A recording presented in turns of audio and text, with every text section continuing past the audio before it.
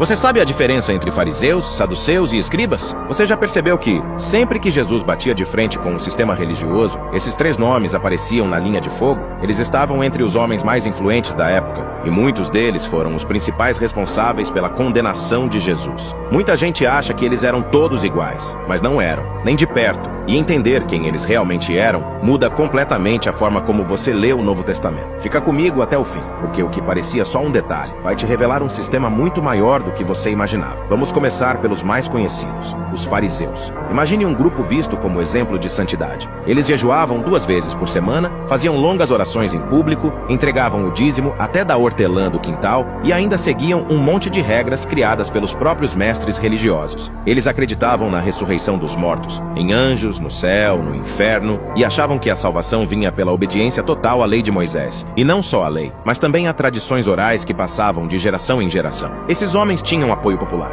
Eles estavam nas sinagogas, no dia a dia do povo, e por isso eram respeitados, admirados, até temidos. Mas por trás da aparência de piedade havia orgulho, vaidade espiritual, religião sem amor. Foi por isso que Jesus os confrontou de forma tão direta e disse: "Ai de vocês, mestres da lei e fariseus hipócritas! Vocês dão o dízimo, mas negligenciam os preceitos mais importantes da lei: a justiça, a misericórdia e a fidelidade." Mateus 23, versículo 23. Eles faziam tudo certo, por fora, mas por dentro estavam vazios. Mesmo assim, nem todos permaneceram cegos. Nicodemos era fariseu e procurou Jesus à noite. O apóstolo Paulo também era fariseu e se descreveu como fariseu dos fariseus até encontrar a graça de Deus. Mas agora vem um grupo ainda mais perigoso, mais discreto, mais influente e completamente diferente dos fariseus: os saduceus. Eles não tinham tanto apoio popular, mas tinham algo mais valioso naquele tempo: poder. Os saduceus eram ricos, controlavam o templo de Jerusalém, eram responsáveis pelos sacrifícios e comandavam o Sinédrio, o tribunal religioso mais alto dos judeus. Eles eram aliados de Roma e não acreditavam em nada sobrenatural. Para eles, só valia o que estava escrito na Torá, os 5 primeiros livros da Bíblia. Milagres? Não. Ressurreição? Não. Anjos, céu,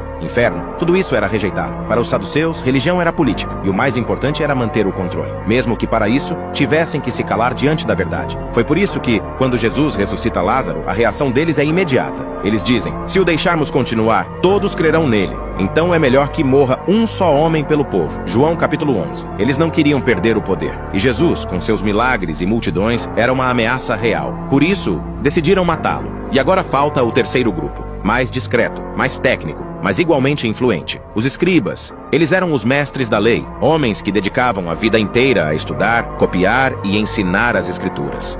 Muitos escribas pertenciam ao grupo dos fariseus, mas sua função principal era o conhecimento. Eles sabiam tudo, cada mandamento, cada detalhe da Torá, cada profecia. O problema é que muitos usavam esse conhecimento para se exaltar, para ganhar status, para se sentirem superiores aos outros. Jesus disse: "Cuidado com os escribas. Gostam dos melhores lugares nas sinagogas e das saudações nas praças." Marcos, capítulo 12. Eles tinham a mente cheia da lei, mas o coração longe de Deus. Nem todos foram assim. Esdras, por exemplo, foi um escriba justo, que usou sua sabedoria para preparar o povo após o exílio, mas muitos usaram o conhecimento como instrumento de vaidade, e não de transformação. Agora, você sabe o porquê eles eram contra Jesus, né? Porque Jesus não confrontava apenas ideias religiosas. Ele confrontava um sistema baseado em orgulho espiritual, vaidade teológica e sede de poder. E foi por isso que o odiaram. Foi por isso que conspiraram contra ele. E foi por isso que ele foi crucificado. Ele não morreu porque pecou, morreu porque expôs os que pecavam, fingindo santidade. Veio para os que eram seus, mas os seus não o receberam.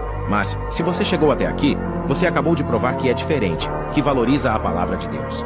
E para confirmar essa presença de Deus em sua vida, comente "Amém" nos comentários. Se esse conteúdo te ajudou a entender melhor a Bíblia, compartilhe com pelo menos uma pessoa. Você pode ser um instrumento de Deus na vida de alguém que ainda vive confuso. E se quiser mais explicações como essa, simples, profundas e verdadeiras, siga nosso perfil e ative as notificações, porque aqui a Bíblia é explicada de um jeito que todo mundo entende. Deus te abençoe.